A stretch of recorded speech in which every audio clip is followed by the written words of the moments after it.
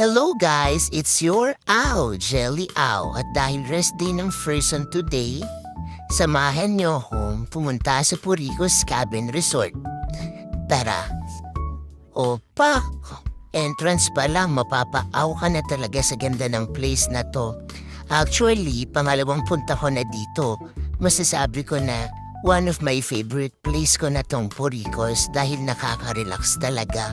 Located lang to sa Apalit, Pampanga.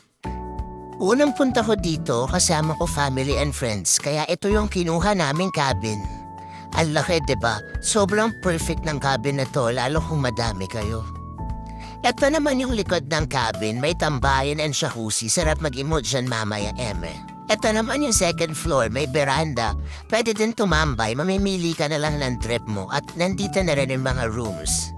Ito naman yung next cabin na kinuha namin. Opa, nakapamdiinan si Mima, di mo kaya. Ayaw din magpaka-vote. Anyway, good for 10 packs yan. Mas maliit sa cabin na kinuha ko sa family ko. Kasi 8 lang naman kami and friends ko lang naman mga kasama ko. Pero aminin mo, ang perfect din, diba? Ito yung loob ng cabin and ito naman yung sa likod. May pa-jacuzzi. Swim talaga ako dyan later. And emote na din, be. May lamesa din sila dito, pwedeng tambayan or pwede din dito kayo kumain kung ayaw niyong kumain sa loob. Opa! Tara, silipin naman natin yung kwarto sa taas. Ito nga pala yung CR nila. Tapos, ito yung room sa taas. Opa!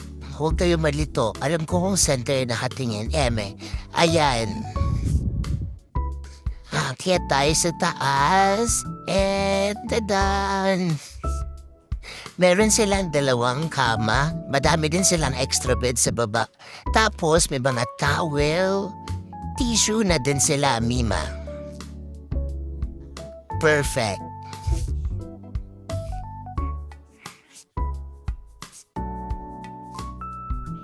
Silipin naman natin yung veranda. Opa, perfect din mag-emote dito, charing. Tara, tour ko naman kayo sa camper van nila. Sobrang perfect din dito lalo kung couple kayo dahil may pa-jacuzzi. Opa.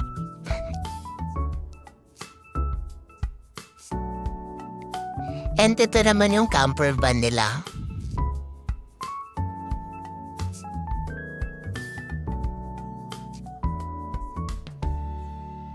May TV, may ref, may electric fan, may microwave, may aircon, and syempre may kama. Sobrang perfect sa couple.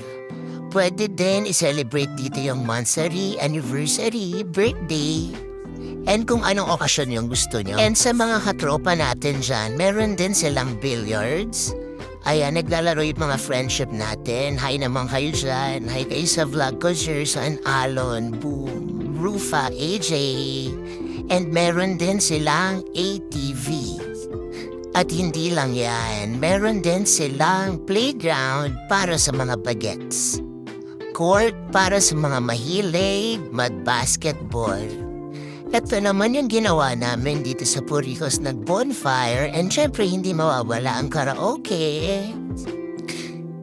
Ito naman ang itsura ng pool nila sa gabi. Ang ganda, diba? Sobrang nakaka-relax.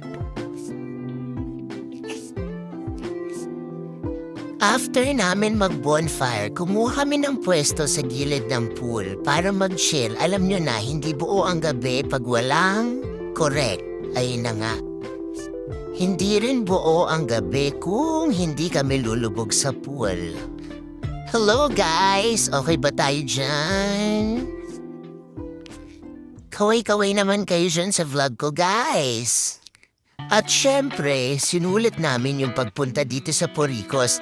Ang bongga kasi ang daming pwedeng gawin. Kaya di na namin pinalampas ang paningisda. Let's go! Grabe, nakakatuwa. Sobrang nag-enjoy ako. Kaso, wala akong nakuhang fish. Sad. At syempre, hindi na nakatiis ang mga person. Nagbangka na sila. O siya, sige, walang uuwi hanggat walang nakukuhang isda. Last but not the least, Historia Bar and Cafe. Sobrang ganda and sobrang nakaka-relax tong place na to. Ang sarap din niya tambayan at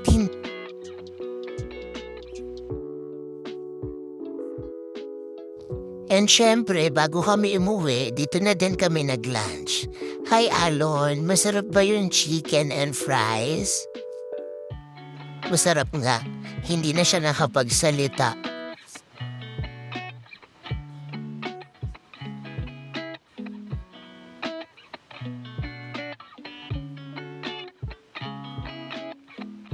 So, hanggang dito na lang guys. Sana nag-enjoy kayo sa pag-tour ko sa inyo dito sa Puricos Cabin Resort.